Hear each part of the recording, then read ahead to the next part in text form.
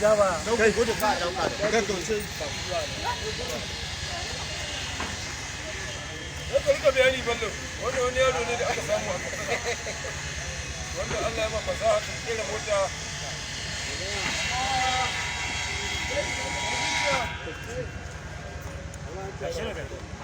bas kauce kai kauce da kai kauce da Allah ko ma haka aka ce muku kai dan yake janka kai ka dauka wannan yaro ne da Allah subhanahu wa ta'ala ya ma wata basira da hikima da baiwa ya kirkiri wata mota ta loda ƙasa excavator da hannun shi ya kirkire ta yake kuma control ɗinta wanda wannan ba karamin al'amari bane wannan abu wanda Allah subhanahu wataala da Allah zai sa hukumomin mu da gaske suke su tallafa mu wannan yaran ba a san irin abin da zai kira ba ruwa ka gani yadda ka san motar bature din haka yake amfani da abun nan din motar ta kwashi ƙasa da kanta ta juye ta kaga wata hikima ta Allah ya yi amfani da aluminium ne da kwali da sirinji ake control ɗinta ka gani ka duba ka gani baiwa ta Allah duba da sirinji ake abin nan ɗinta to wanda inda wata ƙasa ce wannan yaron insha Allah zai tafi successful amma yanzu duba ka gani na Allah duba yadda yake abin nan ɗinta duka ka gani ka gaskiya wannan abu ba karamin ci gaba bane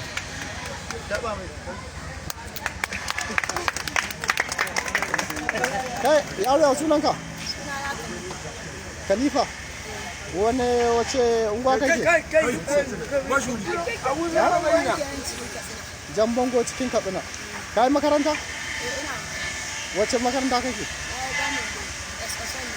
SS1 kake to ya ake ka samu basira da ka kera wannan mota haka gaskiya na dai ni kawai wannan mota ne ni ma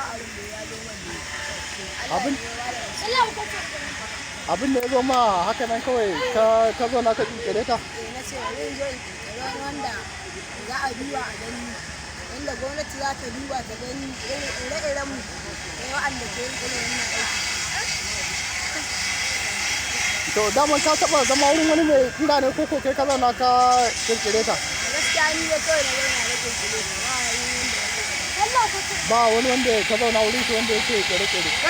ko ka kirkire abinka to da fatan shugabannin mu za su duba wannan al'amari su nemi wannan yaro gaskiyar magana saboda wannan yaro akwai hikima da basira da fasaha duka a tattare da kansu gaskiya abin da ya kamata a ce an neme shi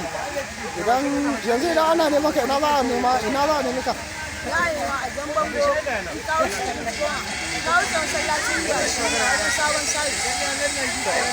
Allah ya taimaka Allah ya sa su yi abin nan gaskiya wannan ba karamin abin nan bane